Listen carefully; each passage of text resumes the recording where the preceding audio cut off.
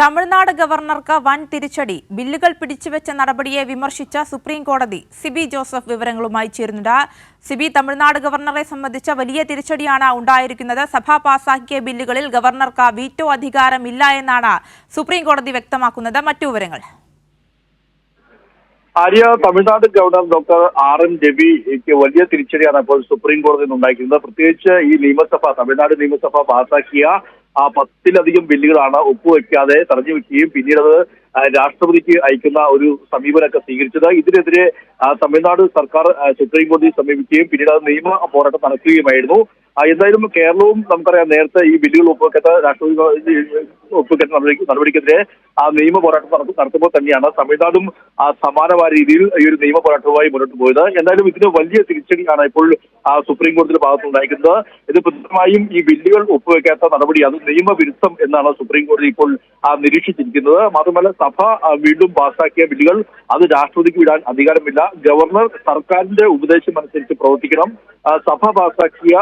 നിയമസഭ പാസാക്കിയ ബില്ലുകളിൽ ഗവർണർക്ക് വീറ്റോ അധികാരം ഇല്ല എന്ന് തന്നെ വ്യക്തമാക്കിയിരിക്കുകയാണ് ഇപ്പോൾ സുപ്രീം കോടതി. എന്തായാലും സുപ്രീം കോടതിയിൽ ഈ ഒരു കേസ് പരിഗണിക്കുമ്പോൾ തന്നെ വിവിധ ഘട്ടങ്ങളിൽ ഗവർണർമാർക്കെതിരെ എല്ലാ നിലയും ഇത്തരത്തിൽ രൂക്ഷമായ വിമർശനം ഉണ്ടായിരുന്നു. ഇന്നിപ്പോൾ തമിഴ്നാട് സർക്കാരിന്റെ ഈ ഹർജികളിൽ വീണ്ടും ഇന്ന് പരിഗണിച്ചപ്പോഴാണ് ഇത്തരത്തിൽ ഈ രീതിക്കുള്ളൊരു നിരീക്ഷണം നടത്തിയത്. എന്തായാലും ഈ നിയമസഭ പാസാക്കിയ ബില്ലുകൾ ഗവർണർക്ക് അയക്കുമ്പോൾ ഈ ബില്ലുകളിൽ 3 മാസത്തിനകം തീരുമാനമെടുക്കണം. കാലങ്ങളോളം തീരുമാനമെടുക്കാതെ വെച്ചുകൊണ്ടിരിക്കാൻ പാടില്ല എന്നുള്ള കാര്യം കൂടി ഇപ്പോൾ സുപ്രീം കോടതി വ്യക്തമാക്കുകയും ചെയ്തിരിക്കുന്നു.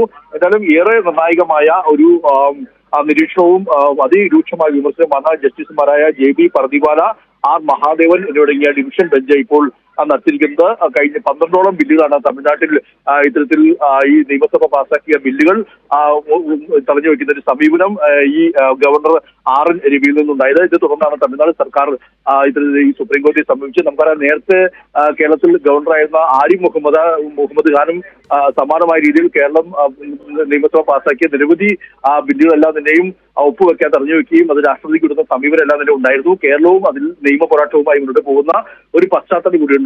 എന്തായാലും സംസ്ഥാനത്തെ ഗവർണർമാർ നിയമസഭ പറയുന്നതനുസരിച്ച് നിയമസഭയ്ക്ക് അനുസരിച്ച് പ്രവർത്തിക്കണം എന്നുള്ളൊരു കാര്യം വീണ്ടും കോടതി ഓർമ്മിപ്പിക്കുകയാണെന്നുള്ളത് ഏറ്റവും പ്രധാനപ്പെട്ട കാര്യം. എന്തായാലും തമിഴ്നാട് ഗവർണർ RN രവിക്ക് വലിയ തിരിച്ചടിയാണ് ഇപ്പോൾ സുപ്രീം കോടതിയിൽ നിന്നും ഉണ്ടായിരിക്കുന്നത്.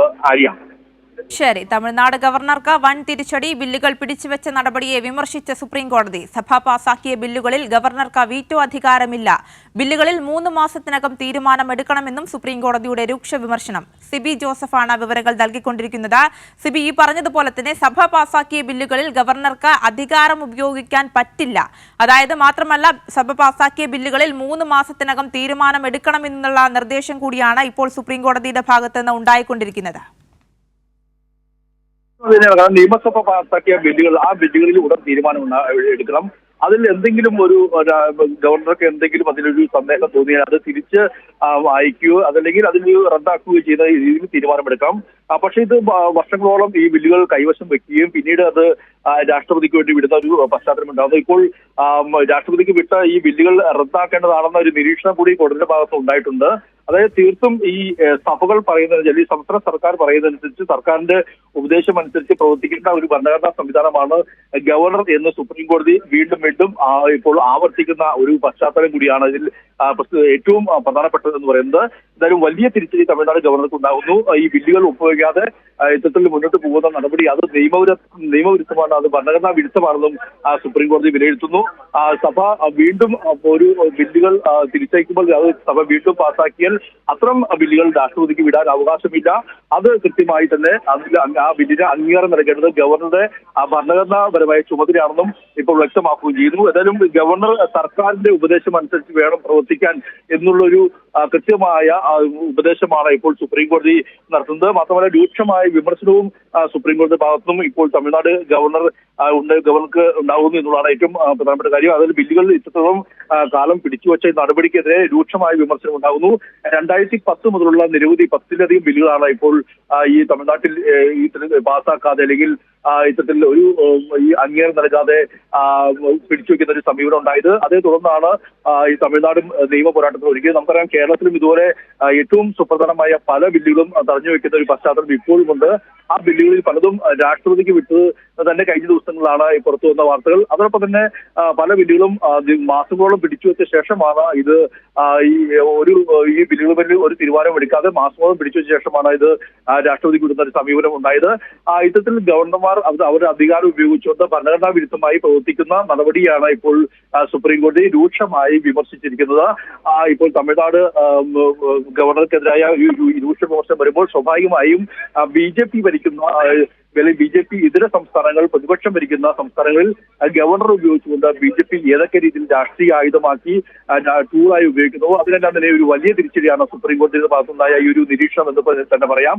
പ്രത്യേകിച്ച് പ്രതിപക്ഷ സംസ്ഥാനങ്ങളെ ഹൈജാക്ക് ചെയ്യാൻ വേണ്ടി ഗവർണർമാരെ ഉപയോഗിച്ചുകൊണ്ട് ഒരു ഭരണഘടനാ സ്ഥാനത്ത് ഉപയോഗിക്കുന്ന ഒരു സമീപനം BJP സർക്കാർ സ്വീകരിക്കുന്നു. അതിനെതിരായ കൃത്യമായ ഒരു നിലപാടും അതിനെതിരായ കൃത്യമായ ഉത്തരവുമാണ് ഇപ്പോൾ സുപ്രീം കോടതി ഭാഗത്തുണ്ടായിരിക്കുന്നത്. എന്തായാലും കേരളത്തിന്റെ ഈ ബില്ലുവുമായി ബന്ധപ്പെട്ട് നേരത്തെയും സമാനമായ ചില നിരീക്ഷണങ്ങൾ അത് തന്നെയാണ്. കേരളത്തെ സംബന്ധിച്ചും ഇത്തരത്തിലുള്ള നടപടി മുൻ ഗവർണർ ആരിഫ് മുഹമ്മദ് ഖാന്റെ ഭാഗത്തു നിന്നും ഉണ്ടായിരുന്നു. അപ്പോൾ ആ നടപടിയെ ഹൈക്കോടതി രൂക്ഷമായി തന്നെ വിമർശിച്ചിരുന്നു. സർക്കാർ തീരുമാനത്തിൽ അല്ലെങ്കിൽ സർക്കാർ ഉപദേശം അനുസരിച്ച് ഗവർണർ പ്രവർത്തിക്കണമെന്നാണ് ഇപ്പോൾ സുപ്രീം കോടതി പറഞ്ഞു വെക്കുന്നത്. അതുപോലെ തന്നെയാണ് ഏറ്റവും വലിയ തിരിച്ചടി. കേരളത്തെ സംബന്ധിച്ചാണെങ്കിൽ കൂടി കേരളത്തിൽ മുൻപ് ഇത്തരത്തിലൊരു സാഹചര്യം ഉണ്ടായപ്പോൾ ഹൈക്കോടതിയും സമാനമായി തന്നെയാണ് സൂചിപ്പിച്ചത്. മുൻ ഗവർണർ ആരിഫ് മുഹമ്മദ് ഖാന്റെ ഭാഗത്തു നിന്നായിരുന്നു ഇത്തരത്തിലുള്ള നടപടി കേരളത്തിനെതിരെ ഉണ്ടായത്. ബില്ലുകൾ അനധികൃതമായി പിടിച്ചുവെക്കുന്ന ഒരു നടപടി ഉണ്ടായിരുന്നു. സമാന സാഹചര്യത്തിൽ തന്നെയാണ് ഇപ്പോൾ തമിഴ്നാട്ടിലും ഉണ്ടായിരിക്കുന്നത്. ഗവർണറുടെ നടപടിയെ രൂക്ഷമായിട്ടാണ് സുപ്രീം കോടതി വിമർശിച്ചിരിക്കുന്നത്.